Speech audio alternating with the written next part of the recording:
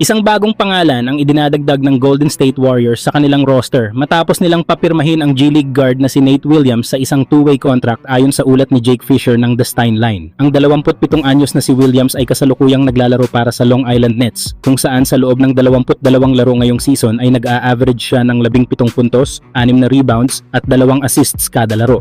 Kapansin-pansin din ang kanyang efficiency na may 48% shooting mula sa field at 34% mula sa 3-point line na nagpapakita na kaya niyang mag-contribute sa scoring at spacing. Bagamat hindi siya na-draft noong 2022 NBA draft, hindi tumigil si Williams sa paghahanap ng oportunidad.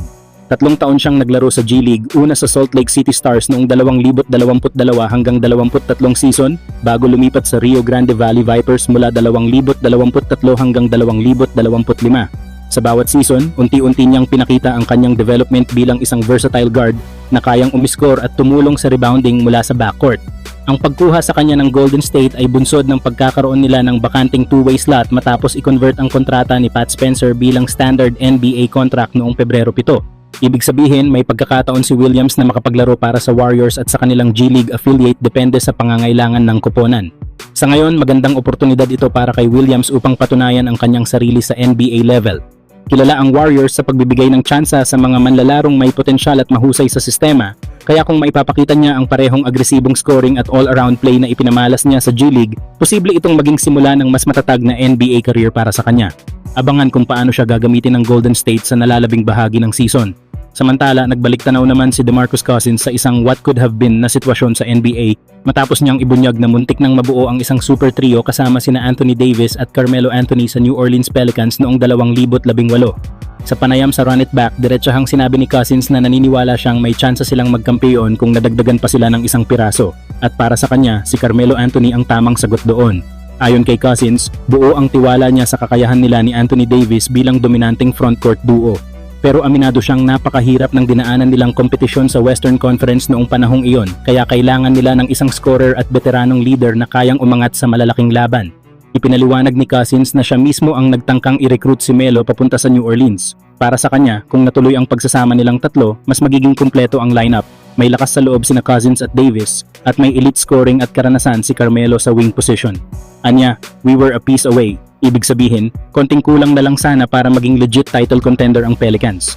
Noong 2017 hanggang 2018 season, naging mabagsik ang tambalan ni Cousins at Davis bago na-injure si Cousins. Marami ang naniniwalang kung hindi siya nasaktan, mas malayo pa sana ang narating ng koponan sa playoffs. Kaya para kay Cousins, ang pagdagdag kay Carmelo noon ay maaaring nagbago ng takbo ng kasaysayan ng franchise. Sa huli, nananatili itong isa sa mga biggest what-ifs sa NBA.